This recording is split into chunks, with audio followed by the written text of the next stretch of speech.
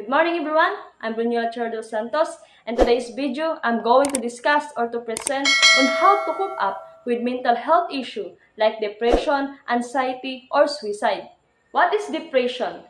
Depression, major depressive disorder, is a common and serious medical illness that negatively affects how you feel, the way you think, and how you act.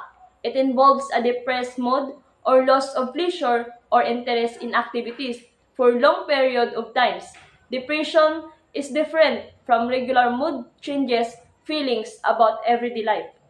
May mga katanungan nga tayo kung ano ang dahilan kung bakit ang tao ay umahantong sa isang depression at kung paano natin ito ma-overcome, ano ang dapat natin gawin. Humahantong ang isang tao sa isang depression dahil sa mga nangyayari sa buhay niya.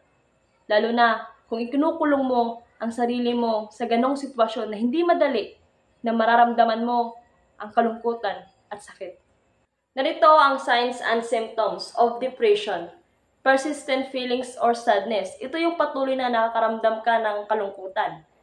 Pangalawa is loss of interest in everything. Ito yung nawalan ka ng interesado nawalan ka ng interest sa lahat. And number 3 is sleep problem. Ito yung nahirapan ka matulog. At pang-apat is low energy. Ito yung nawalan ka ng lakas, pagod ka na, o pagod ka na sa lahat. And number 5 is difficult thinking clearly. Nahihirapan ka mag-isip ng maayos. And number 6 is recommend thoughts of death or suicide. Ito yung napakagrabe kapag nasa sitwasyon ka na depressed ka. Kasi maisip mo na magpakamatay ka na lang. Kasi para matapos ng lahat, para hindi mo na maramdaman yung paghirap sa sitwasyon mo ngayon at hindi mo na maramdaman yung sakit. Pero naniniwala tayo sa kasabihan na kung may problema, may solusyon yan, di ba? There are so many ways on how to cope up with mental health issue like depression, anxiety, or suicide. Una, get counseling. Magpatingin ka para mabigyan ka ng advice, di ba? Number 2 is medication. Mag-take ka ng gamot sa ganyang sitwasyon na nasa depression ka. And number 3 is exercise. Yan. Gawin mo yung mga hobby mo, no? Like punta ka sa gym para kahit papaano hindi mo maisip yung problema mo. Kundi malibang mo yung sarili mo. So ganon. And number 4 is talking to friends. Yan. Pero alam naman natin lahat na hindi lahat ng kaibigan ay mabait. Hindi lahat ng kaibigan ay yung bigay sa'yo is positive. May mga kaibigan tayo na plastic, di ba?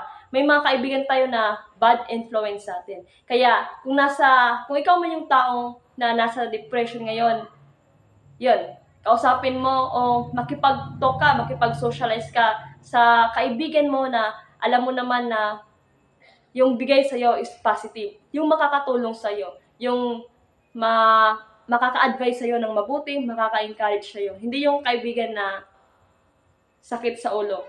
Yan. Number 5 is, syempre, have connection to God. Ito, maganda to. Have connection to God. Bakit?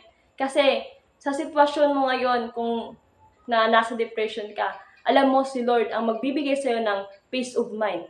Si Lord ang magbibigay sa'yo ng kapahingahan. Yan. Have connection to God.